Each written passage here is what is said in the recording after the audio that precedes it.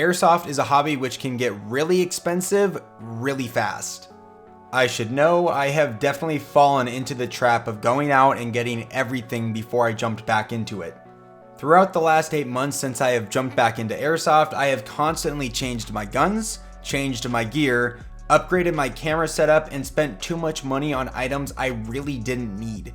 So today I'm going to talk about my 5 biggest tips on how to start Airsoft, what you should put your money into really early on, and some items that are just not necessary.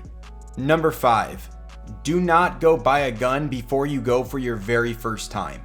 I see a ton of players who come into the arenas where their gun is either too overpowered, not powerful enough, and simply just not the right gun for the arena they're going to play at. Instead, I would find an arena or field close by, rent a gun from them, see what other players around are using, and make your decision from there. After you go for your very first time, if you would like to buy a gun and want to keep playing, at that point I would recommend getting one. I would also advise, if you are at the arena, to talk to the people that work there. Ask for their advice, tell them what you are looking for, and let them educate you on the sport.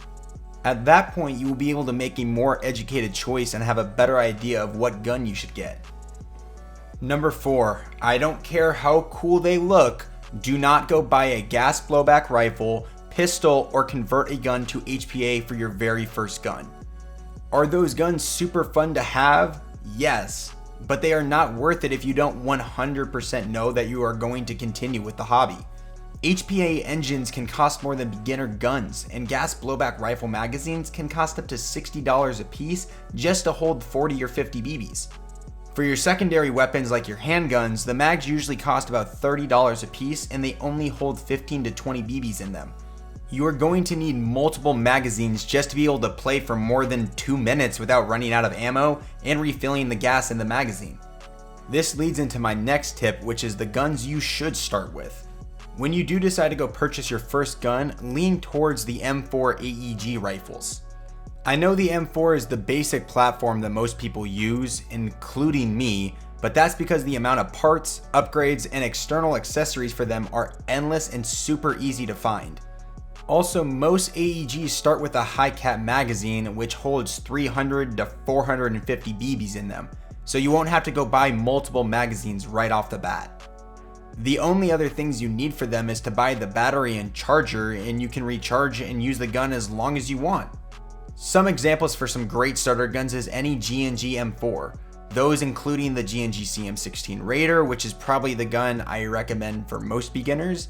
And if you're looking for something smaller for CQB fields, get the G&G ARP556. I have one and absolutely love it. And if you're looking for a longer range gun but still are trying to be in that platform, the G&G CM16 XRL is a great long distance starter AEG. All of the guns I just mentioned are perfect for beginning players. You can always upgrade them at any time to make them better, adding an upgraded motor, converting it to HPA, putting a speed trigger on it, upgrading the inner barrel. I mean, the list could go on forever. Now on to number 2. And this is the one item I will tell you to put some money in very early on, and that item is eye protection. Whether it be a goggle mesh combo or one mask total, there's nothing worse than being out on the field and constantly going off to wipe down your goggles because you cannot see. If you are looking for some great goggles, I have provided a link of the ones I recommend below, and the reason I recommend them is because I actually currently use them. They are great and I never have any problems with fogging. If you are looking to purchase a full face mask, the best ones, and also in my opinion the best looking ones, are the dye masks. They are a little pricey, but they are super comfortable and super easy, and I have heard nothing but great things about them. And now to the last and final tip I have for you guys today. Once you do get a vest, start with a plate carrier. You can find a ton at either your local arena or even Amazon. The plate carrier allows you to customize what you will need for your setup.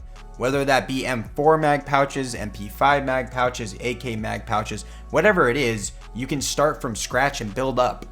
Don't put the extra money into the plate carriers with different pouches that are just so unnecessary. Build up from the blank one that you started with. It's going to be cheaper in the long run because you're not purchasing a vest already made with a bunch of pouches that you're never going to even use. If there's any other advice that anyone else has that I did not mention in this video, make sure to comment the advice down below. As always, thank you all so much for the love and support. I still can't believe we have grown the channel as much as we have. I love you all, and I'll catch you guys in the next one.